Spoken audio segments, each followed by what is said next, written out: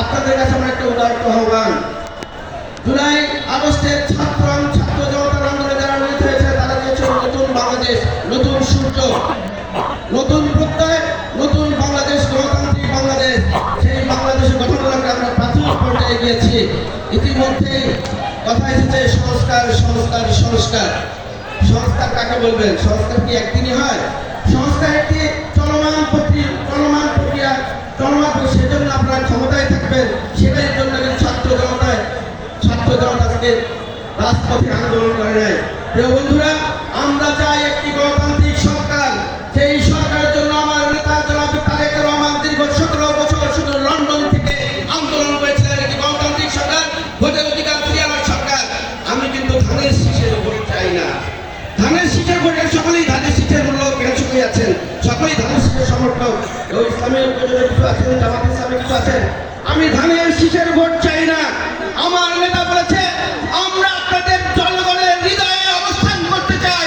যদি জনগণের হৃদয়ে অবস্থান করতে পারি তাহলে আপনারা কি ধানের শীষে ভোট দেবেন না? ধানের শীষে ভোট দেবেন?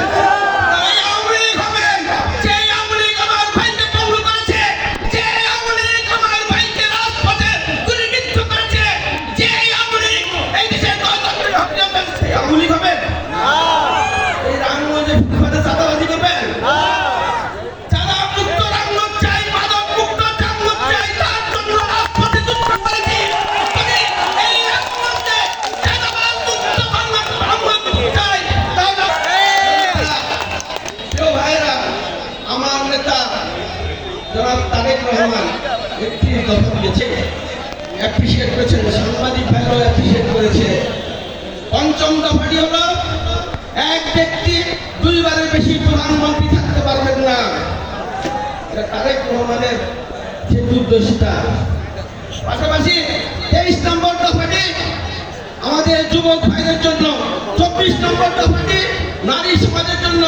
আমরা সকলেই কৃষকের সন্তান, সেই হিসাবে 27 নম্বর দফাটি কৃষক ভাইদের কথা চিন্তা করে 27 নম্বর দফাটি দিয়েছেন ভাইরা। এই রামগঞ্জকে মানবিক সমাজ নির্মাণ করার জন্য যদি যুদ্ধ করতে হয় আরেকবার, তাও সেই মানবিক সমাজে বন্ধ করবো রামগঞ্জকে। আমি আপনাদের এলাকার সন্তান, আমার মা বাবার কবর আমার গ্রামে সাহিত্য, আমার নারীর গন্ধ এই মাটিতে।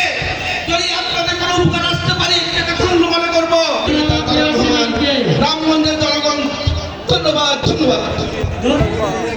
সম্মানিত নেতৃবৃন্দ, ইফতারের সময় একদম আসন্ন। আমরা বক্তব্যে মূল বক্তব্য যাদের শুনবো সেই শোনার সময় থাকে না।